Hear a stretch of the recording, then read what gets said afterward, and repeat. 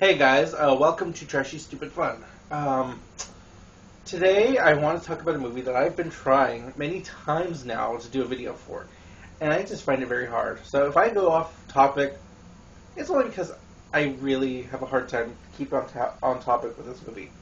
The movie I really want to talk about is Mulholland Drive, and it's a David Lynch movie, directed by David Lynch. I think it's written and directed by David Lynch, and it stars Naomi Watts and Laura Elena Herring.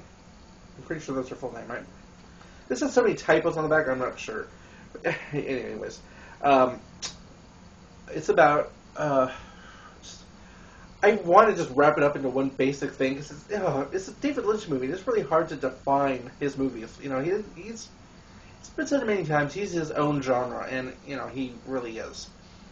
And it's just really hard. I have a hard time describing this movie.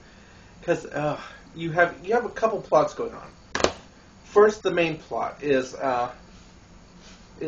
Naomi Watts. Her character comes to live in L.A. to be an actress, basically, and she meets a woman living in her aunt's house, where she kind of broke in actually, and she doesn't know who she is, but she calls herself Rita because she saw a Rita Hayworth poster in her aunt's house. And anyways, and so, Naomi Watts first, she thinks she's a friend of her aunt, so she's like, oh, okay. But then she finds out after calling her aunt that, this woman is an intruder, and, you should probably kick her out or call the police or blah, blah, blah, blah, blah. But she doesn't. She's very, very maybe a little too understanding towards this woman. I don't really know. But, yeah, she tries to, the plot is of Naomi Watts' character helping this woman figure out her identity, who she is, why she, wound up at her aunt's house. And it turns out that, the only thing she can remember is she was going to Mulholland Drive. So they call and they find out that there was an accident there, that this woman was in an accident. She doesn't know that she was in an accident, because she was. I'm getting ahead of myself, but the start of the movie was her in this limo, and she was about to it looked like she was about to get killed by these people she was riding with. And all of a sudden they get hit by a car, and so she survived the crash. The other guys didn't. But she survived and she walked away. I think the other guys died. I'm not sure. I think they were still there. I don't know. Some of it, there's parts of it that are just never explained, and that's David Lynch for you. He's just, and so, yeah. Lots of stuff never explained. A lot of it's meant to be your interpretation. So I don't know. I wasn't sure what to do. I wasn't sure going into this what I was expected. So go in with an open mind, I guess. I don't know. Yeah. And so, anyways, they try to figure out what's going on with her. It just leads them down a very strange journey, and it's very interesting, and it involves. I'll just give a little bit of spoiler away. It involves Naomi Watts and Rita, having some sort of sexual relationship going on. So I don't know. It's interesting. I don't know. Yeah.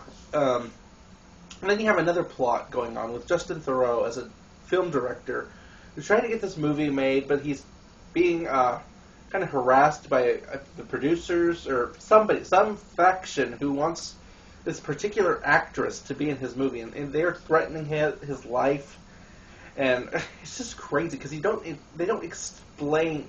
It's never explained what these guys are all about and why they want this particular actress in the movie.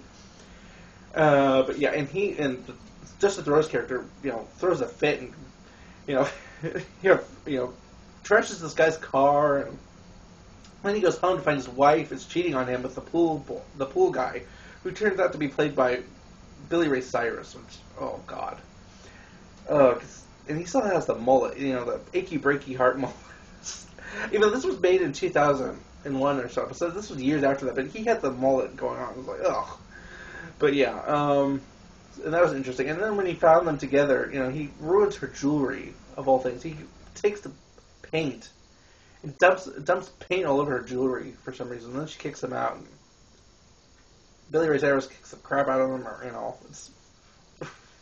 This movie's really strange. but in a good way. And then yeah, and then the plots kind of intertwine because Naomi Watts' character is looking for an audition, but and she runs into the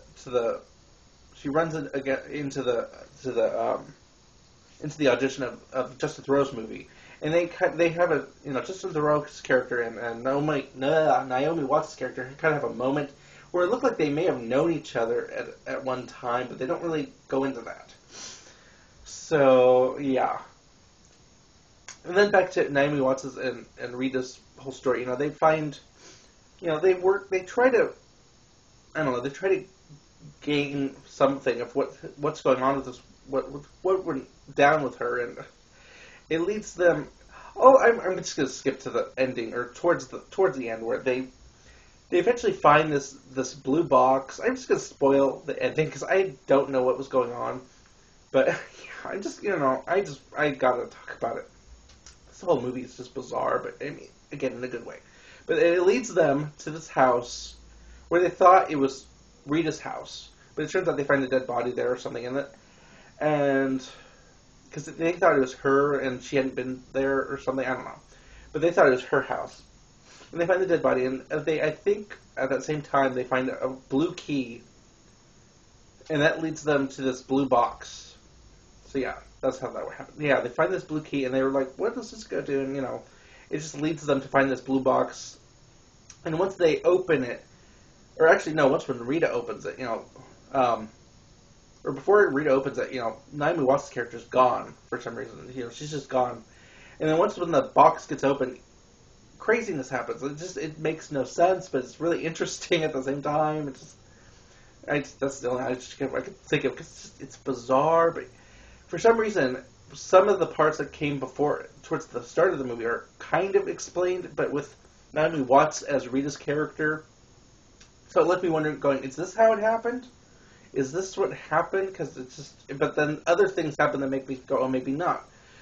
Because then Rita's playing some other character, and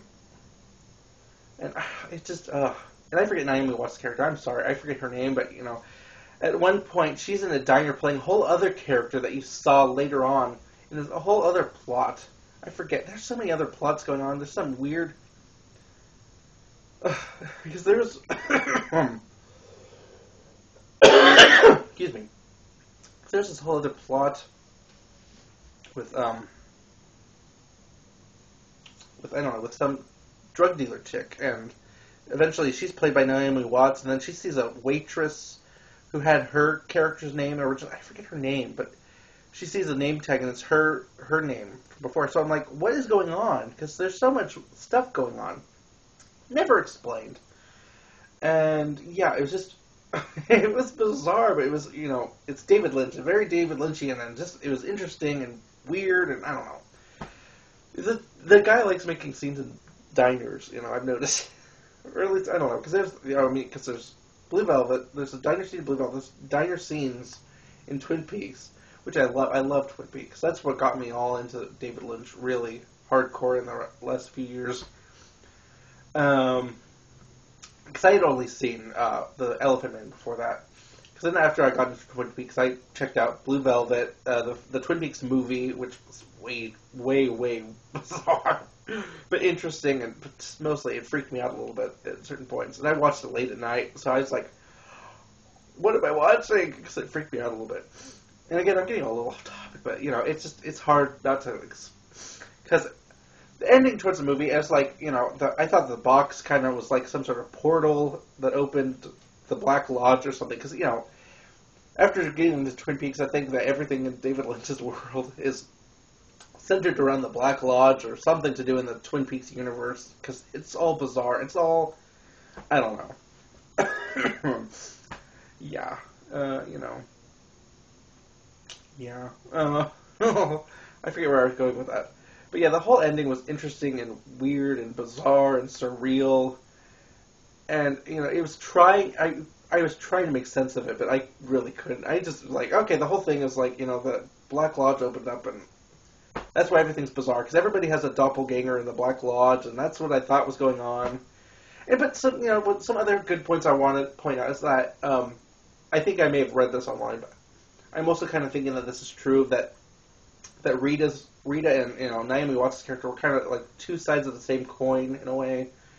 They were both maybe not new to the because I don't know, because Rita was kind of new to the world because she had amnesia now, and Rita and Naomi Watts' character, God, I cannot remember her name. But anyways, her character was, kind of new to LA, and I don't know. But they were almost possibly, two sides of the same coin kind of thing. Maybe. I'd have to look that up, but I think that might have been what he was going for. Because they were both very different. One's brunette, one's blonde. And then, at one point, they do find themselves both in, Rita finds herself in a blonde wig because, she can't be seen the way she is because, somebody's out to get her. So she gets a wig. It's just very interesting. Oh, and some other points that I want to talk about, because this was a really weird copy. At certain points, the film would get pixelated. So that's, to me, it just added another weird factor to the movie. I don't think that was intentional. I think that was part of the copy I bought. It's very bootleggy. So, yeah, I think, yeah. Just very, I don't know. It just added just a new level of weirdness to the movie. Especially when it was really obvious. The other thing that's noteworthy for this movie is I found out that later on, after I finished watching it, that it was originally going to be a TV series that got scrapped. So the first part of the movie made a little more sense than the later part, because that's only because David Lynch was like, I'll just slap on some, added scenes and just make up your own mind what it was about. So, and that's basically what I did. Only I may have oversimplified it. I don't know. I'd like to know what other people think was going on in this movie. If you've seen it, I'd love to hear your theories. Because that was my theory. It's like, it's the Black Lodge. That's all that happened. And, but cause I don't know how else to explain that movie's ending. So, yeah. And I've grown to kind of like David Lynch now. I don't know. Oh, God. I'm surprised I didn't get nightmares from Eraserhead. That movie was, I think you heard my comments from my last video from last year about that movie. Oh, and I really liked I've seen Eraserhead, Wild at Heart, Fire Walk with Me, Blue Velvet, Mulholland Drive now, and The Elephant Man. That's all I've seen. 6 movies. Blue Velvet, Wild at Heart, Elephant Man, Eraserhead, Wild at Heart, Blue Velvet, Fire Walk with Me, and Mulholland Drive. Yeah, 6 movies at least. And, yeah, I'm pretty sure.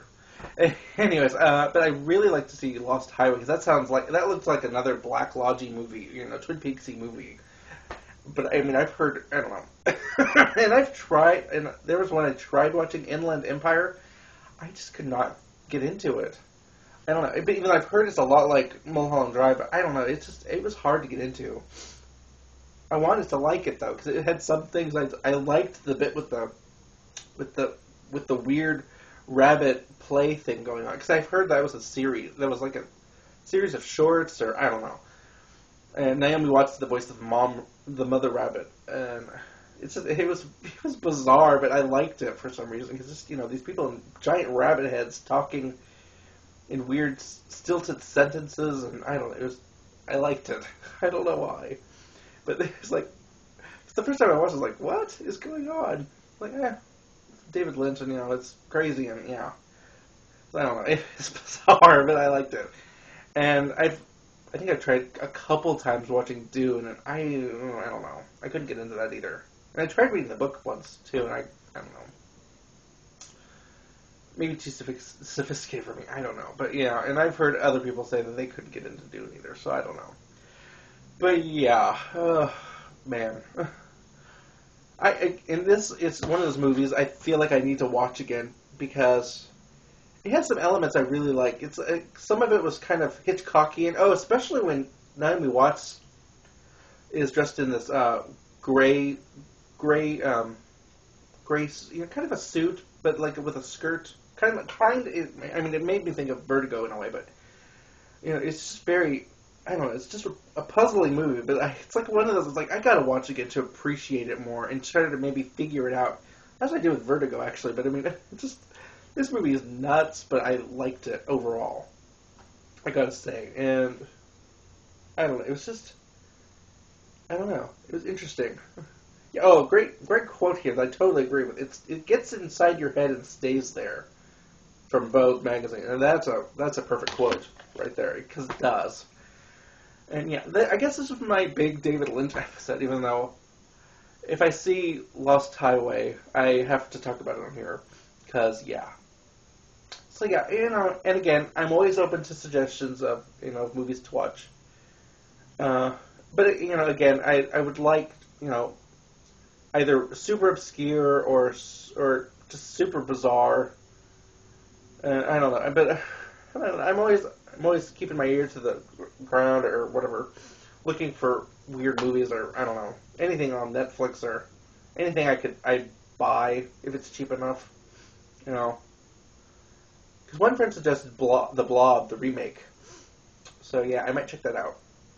Oh, and while I'm on here, I'm going to do a couple shout-outs. Well, first, for this show, if you want to check me out on Facebook, I have a whole page set up for Trashy Stupid Fun. Just search for Trashy Stupid Fun, and you'll find a group. You'll find it, and I post I post my videos on there, but I also post trailers for some of the movies I watched. And yeah.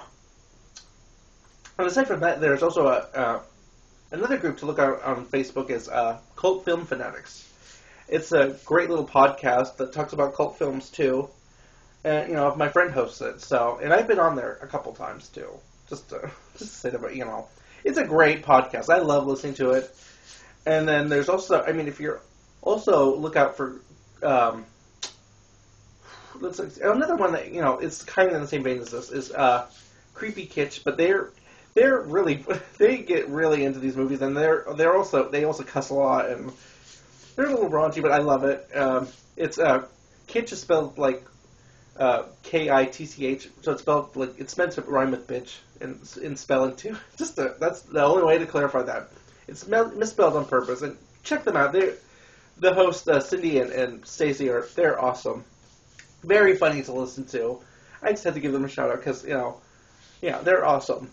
And yeah, those are the big cult film, or even they mostly stay on horror, but they're fun to listen to because they have an opinion on everything, and it's great. So yeah, check them out.